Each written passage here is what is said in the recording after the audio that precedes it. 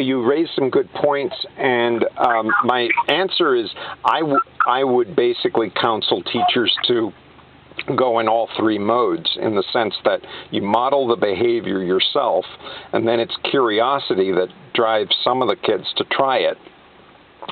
And then they bring in their parents and say, well, hey, Mom, you really ought to try this. And then the mom figures out, well, how do I make this? So then the teacher's giving the school doesn't have to get involved, in other words. I like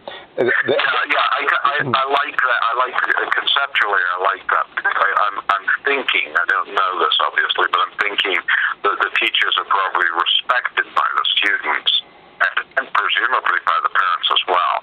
So if it comes from the teacher rather than from whatever the government structure may be from the school system, that's probably a good entry point.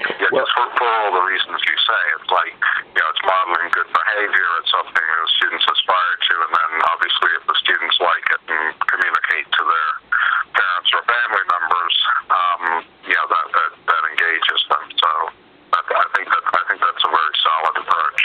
It's not a monolith. There's a lot of parallels to the United States. There are teachers who walk in and just deliver lectures and then deliver tests and plan to fail, 1/3 of the class just to show how tough they are. I mean, there are very similar antagonistic relationships that we'd find here in the U.S. So it's not going to be every teacher. There's not respect for every teacher. But you would expect I guess, a less distracted audience in that sense. I mean, I've already spoken at length about how teaching in a classroom without mobile phones, even though it's to adults, is a delight, and you can just imagine what it's like for a teacher not to have to compete with tweets. So extraordinary, Steve. I have no idea. I can only imagine how frustrating that must be. Oh, no. It's not frustrating to me, because I embrace it. And, I'd rather than try to squash, you see a kid with a text, you immediately say, well, since we're talking about algebra and making slopes, let's see what's out there in the tweetosphere about slopes that are greater than 1 or something like that. Inelastic demand. Make it relevant. Well, good for you. I'm not sure I would have similar patience, but I understand where your thinking is, and I'm sure the students benefit from that approach too. Well, so I mean, to sort of culminate, bring a closure to this discussion about the brain bar. The formula's out there. It's adaptable to local conditions. It can probably be pushed forward just by sheer personality of any teacher who picks up on it. Doesn't have to be limited only to the Long Island. Anybody can look at the blog post and get the formula that I posted there.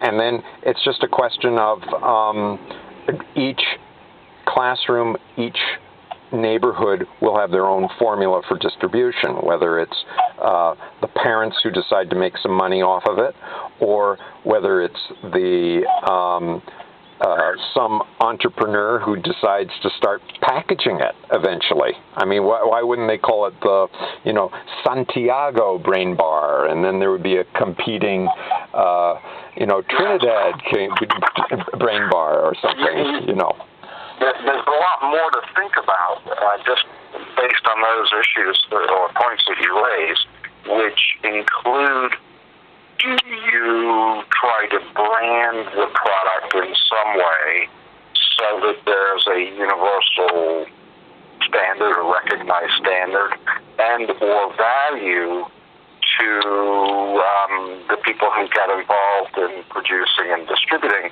that they actually benefit in some way? I'm not sure how that might be. It could, for instance, raise supplemental funds for the teacher for classroom supplies. It could provide some modest income stream for a family or someone who might be producing the bar. taking the production of the bar and distributing it. I'm thinking of all the capitalistic parts and pieces that flow into the distribution channel, and it may or may not be desirable. I just don't know. I don't know the local economy and how people might respond to even the thought of injecting some of those free market economy ideas. Well, that's interesting to have some free, because you're suggesting the formula would be available, at no cost, that the ingredients are readily available, that there's no great equipment required, and therefore it really is empowering anybody who would have an interest in doing this. There's no barrier to entry into the production. So I think that's a very appealing kind of populist approach, which I like. Well, there might be an issue of shelf life and consistency, because there might be a formula like 50, 10, 5, 2, or something like that, where no more than 50% is oatmeal.